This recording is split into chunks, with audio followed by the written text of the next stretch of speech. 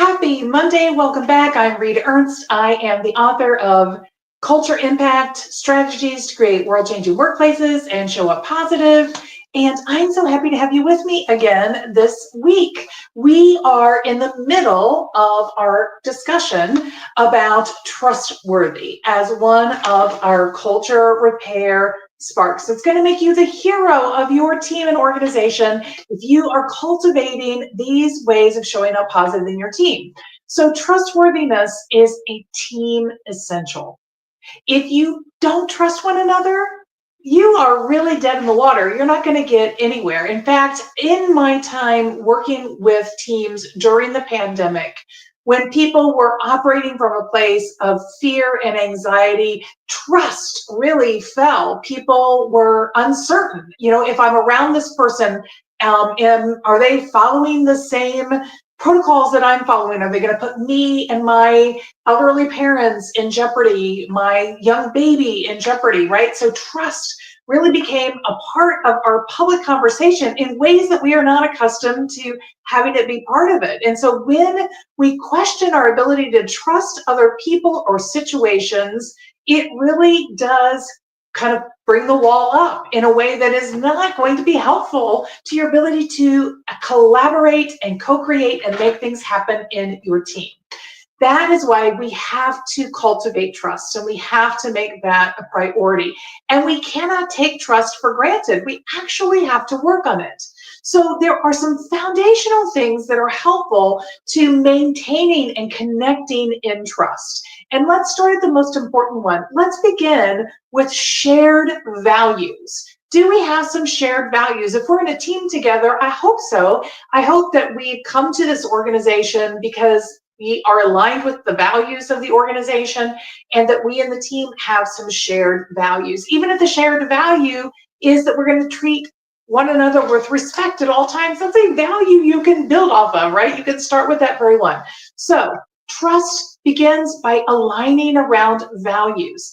Next comes purpose. Are we aligned around purpose? Do I feel like you have your own ulterior motive over here that you're working on that might sacrifice me? Because if I can't trust that, if I think that you have some hidden agenda going, that's going to be a problem, right? I need to know that your agenda and my agenda, that we are aligned and that we are going to come together, that we're going to integrate and work together. If I can't trust that, that is going to be a problem for us. So we've got to talk about that. We've got to talk about our shared purpose and make sure that we are intersecting. We don't have to be aligned toe to toe.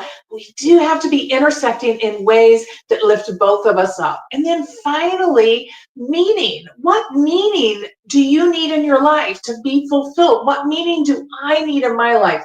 And how can we support one another together? So if we have values, we have purpose, and we have meaning in alignment, and we are integrated together in that, trust is going to be a lot easier for us to not only have, but sustain. So we want to think about not just the behaviors that we do, but we want to think about these higher order constructs that really guide our thinking and our behaviors, because then we don't have to judge each single behavior. We know that we have this broader context that we are operating in that is guiding us jointly so that we can extend trust beyond what we can see with our own eyes. We don't have to check for things all the time.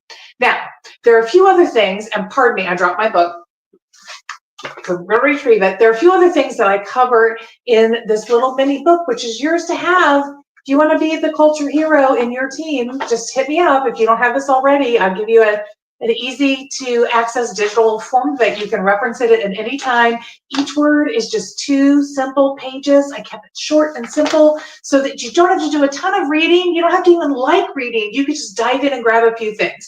Here's a few things of note. So once you have that contextual thing, here are the ways that you can then maximize and maintain trust and amplify it inside of your organization. Number 1, keep your promises. When you make a promise, follow through. And if you're going to be delayed, own up to that so that people are not feeling like hung out on a branch wondering where you went. right? They want to know that they can trust your word. So make your word trustworthy. Number 2, admit when you are wrong.